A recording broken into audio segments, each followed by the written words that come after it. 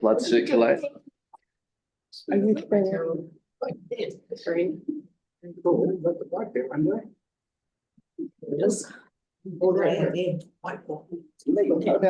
Right, we're live. But let's but start with our karakia as normal. Whakataka te lau ki te uru. Whakataka te lau ki te tonga. Kia mā kina kina ki uta. Kia mā taratara ki tai. E hi a kia mā te atakura. E tio he uka he haua. Tihei mauri ora. Right, but don't think we have any apologies for this. We've got Yanni on video, but Full house. we've got a full house otherwise. And so yeah, we just have one item. So we've got a little bit of extra time that we could let it run for if we need to. But over to you, Mike, if you'd like to join us at the end of the table. Thank you. Just for people watching in Wainoni and around the world, we have this is the Pegasus Bay Cycle Trail proposal and status. Right, thanks. Would you like to give us a presentation and then take questions, or are you happy to kind of pause and take questions? And there'll be a speaking order which I'll keep in. Just check through the question. Did we have anyone coming in for it, including John? Is he coming on? John's away, I believe. Yeah, he acknowledged my email. Okay. And he's also spoken with Michael. Okay, but he's not going to zoom in. No. Okay. Great. Okay. Look, perhaps if I run through the first section of the background and then take questions, and then the next part, see how that goes. Yeah, cool. So members will raise their hand if they have questions, and I'll take it all down. Great. Okay. Right. Over to you. Okay, there's 4 sections to the report, basically just the background, so you can sort of pick up the context, which has been going for quite a while and has come in under different names and guises and different trails and ideas. Then look at feeding in on the Christchurch part of the Pegasus Bay cycle trail. Then we'll look at some of those in detail, about what's on the books and what's not and where the gaps might be. And then talk about the last bit as sort of the way forward and options for looking at progression side of things. So, yeah, initially, my first being aware of a initiative was from Ships Cove all the way to Cathedral Square, and that was an idea bandied around and had made a little bit of news, made the media. It then sort of dissipated. And then Hiranui Heartland Trust is a trail has come up. And we've been involved with that as a council. Council got involved with it in principle. And it was really an agreement between 5 different districts from Kaikoura through to Cathedral Square. There's also the Wheels to Waipara, which was led largely by the North Canterbury Hiranui district and Waimakariri district, but also involved Christchurch to make a Wheels to Wine was one version, but it is recognising Waipara as a tourist destination of all the wineries. And finally, I guess you'd say, a version is the Pegasus Bay Cycle Trail, which again has been floating around in different levels with both the Hiranui and the Wheels to Waipara ideas, but it gained some steam when the Enterprise North Canterbury organisation picked up some funding for it and to move it in their area and develop the Pegasus Bay Cycle Trail.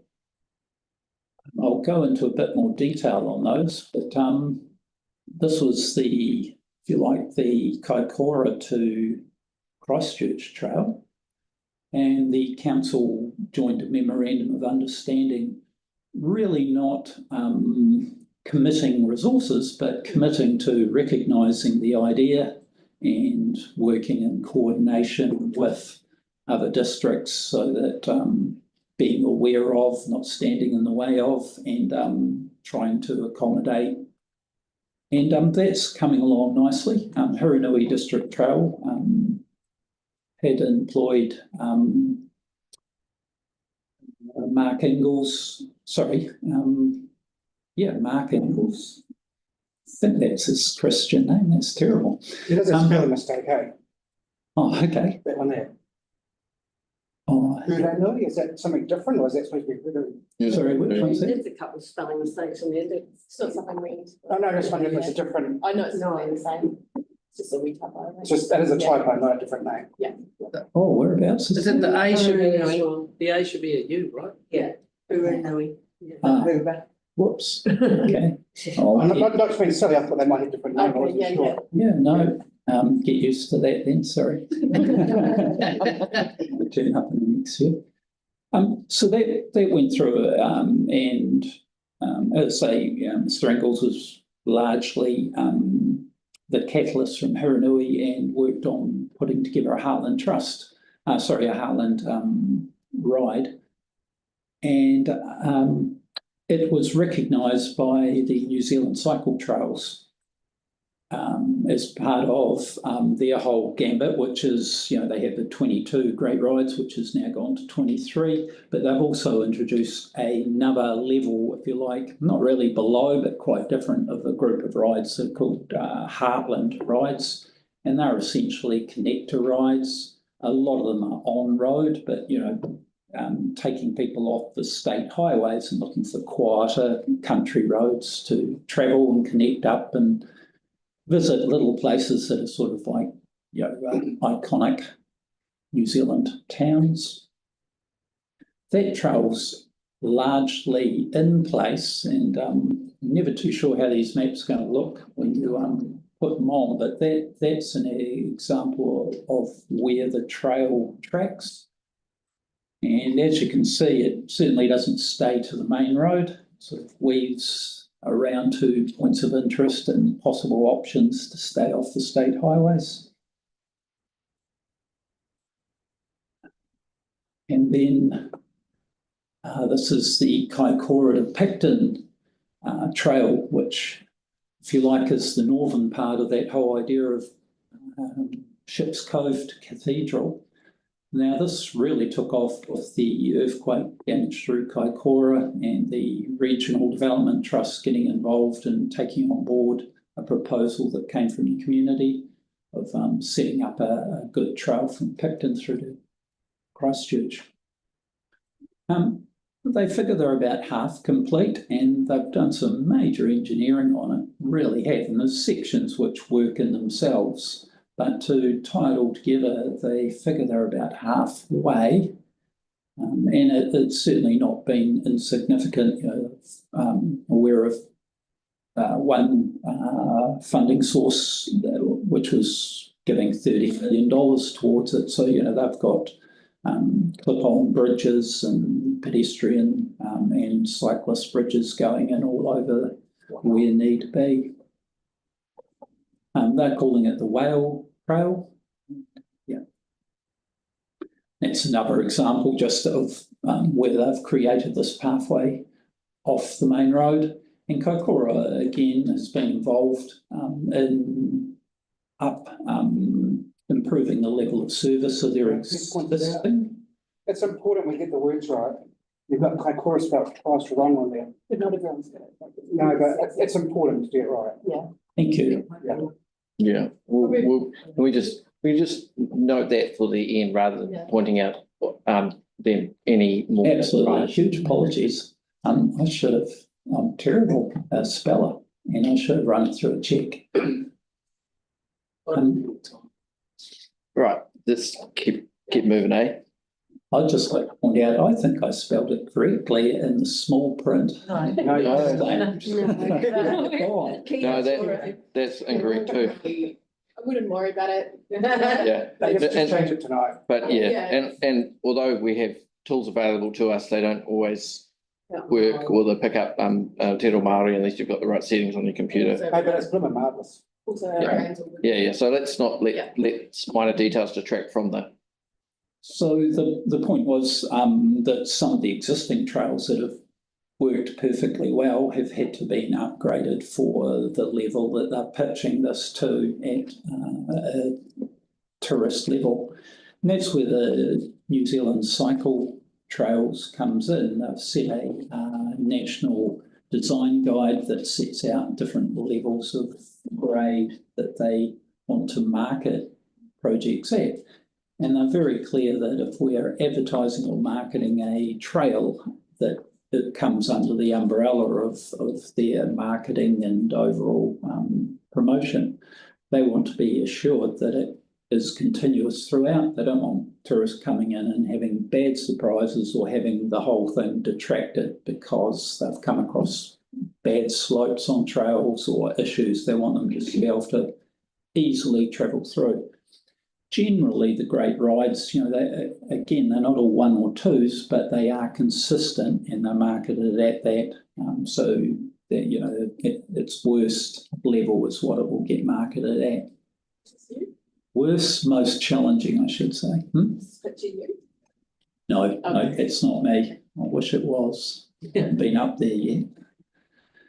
This is an example of the Pegasus Bay Cycle Trail endpoint, which is around the Waipara area. I'm just showing that there's already an existing trail within the wineries there for tourists to be able to turn up to Waipara.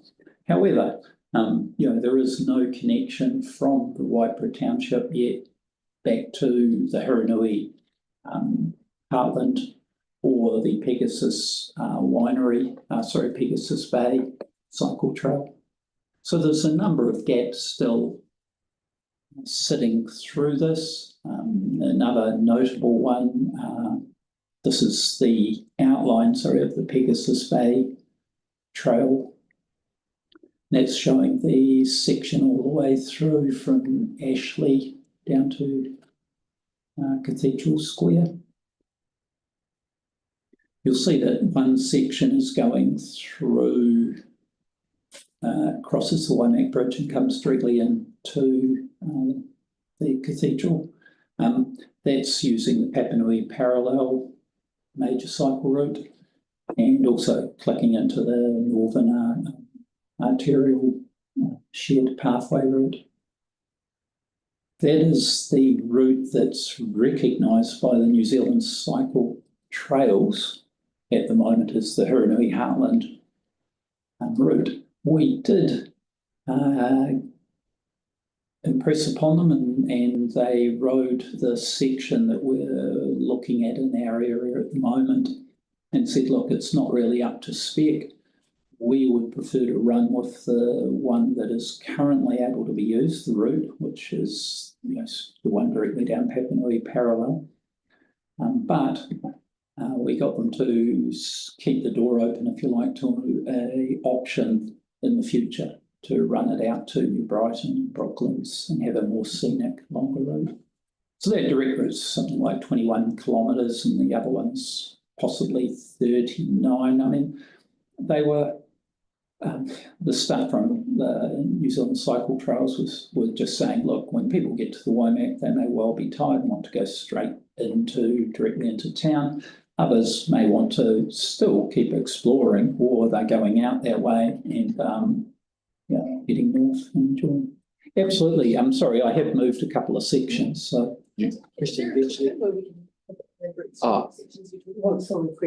Okay, sorry, that's quite a disruptive way of raising your hand. Yeah, please don't.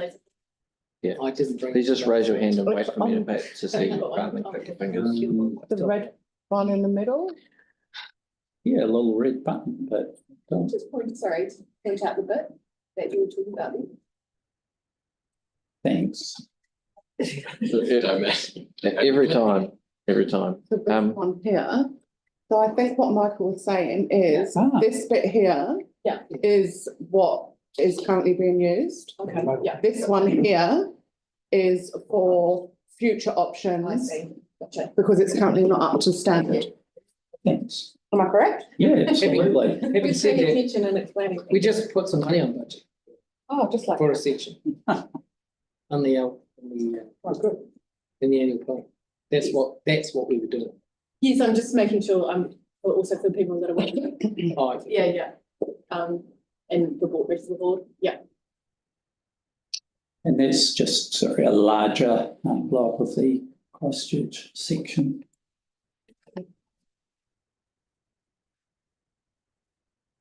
Oh, and again, the golden version is the Heartland route and yellow, so yeah, highlighting.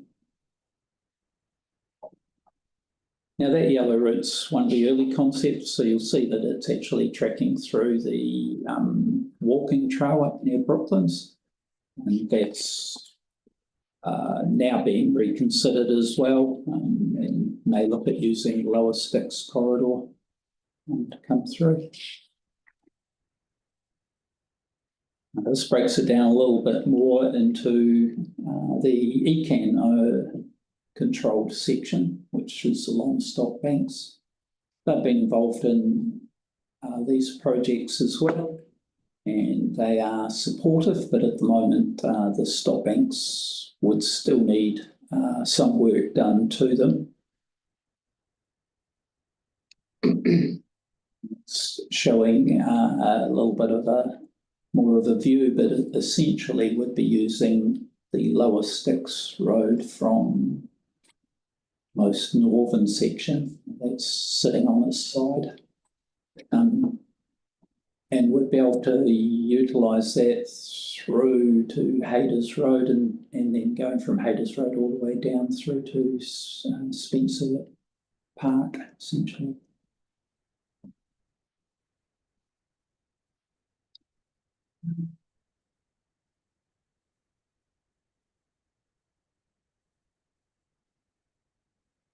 Largely the section from Spencer Park through to Waimauri Surf Club is on a route that's called the South Pegasus Trail. That gives great views, and I think tourist-wise, it's definitely will be an attraction in itself. It definitely needs wayfinding. You can easily get lost in amongst there, so that's not too expensive, but it's absolutely critical. Next section comes through onto Marine Parade, and at least on Marine Parade from Waimauri Surf Club down to Bow Hill, where the craft project comes up to. That would need some attention. It's a very narrow path, as you probably all know, and it crosses in front of a few reasonably popular driveways with the surf club and community centre. And that's a view of it, so it's marked out for pedestrians at the moment, but if you had two-way cyclists added to that mix and they're promoting it, there'd be some work needed through there as well. That's already a topic of some discussion, that particular location. Okay. Yeah. Okay. It'd be worth, while talking to the roading team. Okay, and you're also obviously aware of the Pages Road roundabout, which I think is listed for 29/30 as a delivery date. So that will improve that area, because at the moment, again, that will be a concern. And also which route to take through New Brighton. So you mean the bridge? Yeah. There's no roundabout. Yeah, there will be no roundabout. Same till 29/30. You know more than we do. Yeah. Oh, 29/30, yeah. Yeah. Okay, well, I guess it keeps getting picked out. All right. Terrible.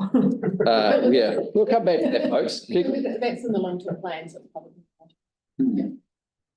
There's also the Twin Rivers at Fitzgerald Bridge. That has been due for upgrading for quite some time. So the crossing around there, whilst it's signalised, it leaves itself to being upgraded, which would be useful for this project as well. And there's also additional non-signalised crossing on Madras Street, which would leave potentially tourists and any cyclists and pedestrians using the pathway having to either move across to a signal crossing and then come back again on the path, or try their luck on the crossing, depending on, I guess, what time of day and how busy it is and so forth. But again, just for levels of service. The Enterprise North Canterbury were trying to and presented this project as a grade 1 or 2 cycle trail, which is at the higher end of provision for good levels of service. So we would, if we were going to meet that, and we would need to look at how we go about that. So, for example, the Lower Styx Road, even though it in class monitor had about 1,900 vehicles per day, it's at an 80 km/h section. There would need to be some sort of separation there.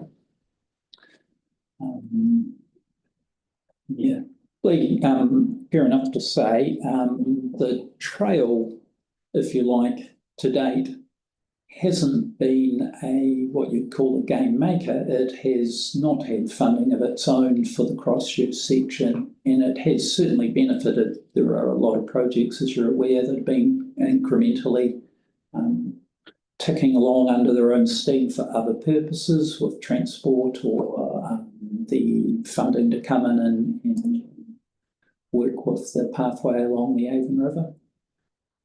Again, CRAF working with Marine Parade. So there's been a lot of opportunity for it to be developed in its own, but there are definitely sections that still need work.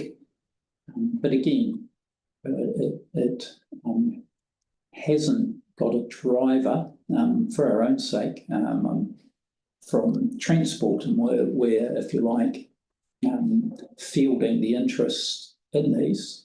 But at a transport level, it's difficult for it to compete on a transport funding basis.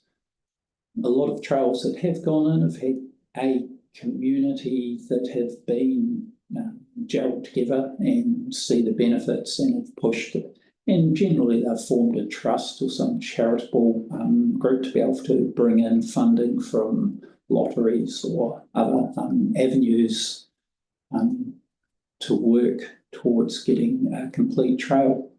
So this, if you like, is sitting on the shelf largely, waiting for some necessary work. But again, for the speed involved, the areas further to the north, up in Waimak, and have still not been completed. At any rate, that brings us to the next part of sort of where to from here with it. Without a specific focus, it will quietly develop alongside other projects. As you know, there's one or two in the community that are keen to see it move, and that may be the catalyst that it needs. Trying to establish the level of demand is a little tricky for something like this, and certainly it's variable throughout the country. I mean, generally, the New Zealand cycle trails have done really well, and that is bringing in a lot of benefits to the communities. Others are quite modest and primarily work in providing local residents in the community with recreational opportunities and more moderate or light sort of tourism opportunities through the region. Over to you, but that's pretty much the thumbnail sketch of it. Right, thank you. So you got a question from Kelly, and then from Celeste, and then Joe, and then Greg. Thanks, Michael, and thanks for your ongoing work in identifying the cycle loop. we're aware that Celeste and I put in an amendment to the and to get up to $100,000 from existing transport budgets to cover that section along Lower Sticks Road from Hayters through to Brooklands to make the left-hand side safer in terms of a low-cost, low-impact gravel path to go through there. Did you catch that? Sorry, yeah, this is a shot of it looking south. Yeah. And there's an existing, I guess you'd say, 1/2 metre wide piece of seal there.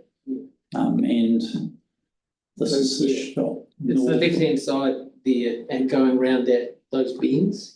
That's the eastern side. The western side. Oh, the western side. Okay. Well, actually, it depends on what they come back with. It looks like there's more space on whatever side that is, Yeah, the side of the land. Yeah, that's the one corner on the eastern side Oh. where the inside curve looks questionable about land, but we'd need to have a look at the lands. all the inside curves are pretty dangerous though. I've actually cycled the vast majority of that route, except from Cranford Street into the city. And I was just going to ask you, in terms of marketing it, because it's a 50k loop, pretty much to go from the city to New Brighton on the City pathway, and then up through the forest, through to Spencerville, across Hayters Road, up Lower Sticks to Brooklands, and then along the stop banks, which I've done a number of times. Do you have an estimation of what it would cost for wayfinding and any bits and pieces, sundries that would need to make it an acceptable standard to be called a loop of some description in its own right? No. Again, it's just there's a lot of projects that are transport related that are filling our, the intro. So this has always been till now really just sort of servicing it and taking the interest on behalf of the council and holding it, and wherever we can, we've worked with the rangers when they've done maintenance and they're on board, understanding. Yeah, they've been really good. Yeah. No, I haven't. It's certainly something that we could do. It's just we'd have to, work that in, and it would need to be turned up, as in there are some sections where wayfinding may not be enough. There are other things that are needed. Do you have the capacity in your role to actually take some time and do an estimation of what it would cost and maybe come back to the board if that was the board's desire? Because I know Celeste and I are really keen to see that sort of loop become something of a tourist feature. If the board was, had in mind to support that, we think it's a fantastic. I know Yanni's on board as well, so. that- Yeah, I don't think there'll be any objection to that. Because I think it's nice to be connected to a trail to Picton sort of thing, but at the end of the day, people who come to Christchurch, if they can do a 50k local loop, that will I guarantee will be outrageously popular, especially given some of the seaside views along that section towards Spencer Park, Surf Club. Yeah. It's a nice distance. Yeah, it's manageable, isn't it? And you can do parts of it. Well, Absolutely. It would be possible. It's just a case of and I guess being realistic about where this sits as a priority as well. Because the idea of a loop is a great idea, absolutely, by the sounds of it. But again, where does that sit? Is it part of the Pegasus Bay Trail? Is it something that the board wants to also sign up to? And then what level do you want to provide grade 1 or 2? Because when you say 100,000 for a pathway, if it is over 2 kilometres long, that won't go too far. And for grade 1 and 2, the New Zealand Cycle Trail is saying ideally it's wanting sort of 2 or 2.2 wide. It's, and it raises other issues as well. I mean, sometimes you could argue, the case, but they're saying, look, if cyclists are on a rough shingle trail, they'll hop onto the road and they may not appreciate how vehicles, how narrow it is and travelling at 80 kilometres an hour, and that New Zealand drivers might behave differently than their overseas ones. So it's, you just got to be aware that if we're putting the council name to these, we need to provide it at the level that we are saying it is. All right, I've got, I guess, can I just have a summary question? I guess. summary question. I don't know what a summary question is, but Summary of what I think maybe we require. I think what the board would probably really like would, I'm guessing here, would be an estimation of what it would cost to get wayfinding to make the unsafe parts safe, so that we could have a figure that we could go to council colleagues for and seek funding for in the next annual plan. so I think what Councillor Barber was meaning was, can we have an estimate of what it would cost? That would have made it a question, a summary question. I'm not sure, but a question. Are you able to answer that question? I can definitely take that back and ask, and it's a case of filling that. You could also ask a summary question and see what comes back. So we've got speaking order. We've got Celeste, and then Joe, and then Greg, and then Yanni now, and then Tim. Now, bearing in mind we have less than 10 minutes before so it's a hard cut off at 25 past because we need to give staff time to get ready for the formal meeting. So, Celeste. Fortunately, Kelly actually made most of my question comments, so that's helpful. I'm on the same page. I think there is a no-brainer in terms of Christchurch as a destination for people to actually come to and do this sort of loop for existing residents. It's actually, I think that kind of cost benefit ratio, I think, that there'll be a big benefit for the cost. We don't know what the cost is, of course, but we know that these sort of attractions deliver a lot of benefits to communities. We've seen it elsewhere. We don't really have anything comparable in Christchurch, so we're a bit behind. If we could do things like get some initial improvements, I think we can work towards the bigger, fancier grade 1 and 2 level of service, because I think sometimes we aim for this top level of service, but actually those incremental improvements building on the existing assets that we're already upgrading, like Marine Parade and others, makes a lot of sense, because the more people that use it, the more of a mandate we have to get everything else sorted, plus that can take some time, so we don't want to wait. So that's more feedback. And, there'll be operational budgets like Kelly's already said, that's a really sensible, pragmatic way to get some where the worst bits are. And I'd be interested in finding out, as part of a business case for this sort of thing, because my first thing would be like small pragmatic steps to getting it better where we can, and wayfinding in the worst sections would be a big one. And if people want to go on the road, they can, even if the side bit isn't, because those residents actually will benefit, hopefully, from having a shoulder to walk on. I've seen the kids bike along there, and I'm sure they'd prefer to be off the road if they could be. I don't think they're doing 50k loop, but there's people that live around there that don't have a footpath. And finally, the business case. So there's an international tourism levy, and I don't know where we can get funding from, and that's something we can look at later. But I think the more work we do on it, the more we can start developing community buy-in, because I'm sure there is already. I know a lot of people with electric bikes that are always looking for new routes, and that's quite a broad cross-section of our community. It's not a classic cyclist, it's just people that are looking to get out and be active.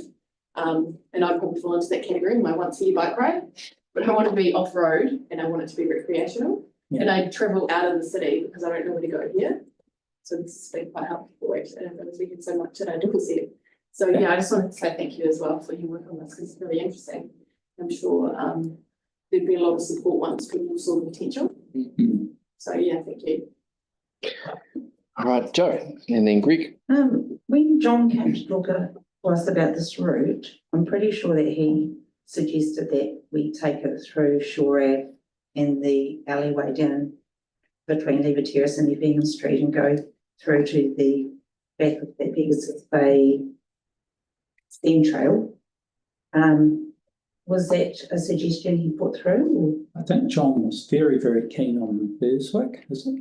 Beresford. Or You can see how I spell things wrong. Beresford.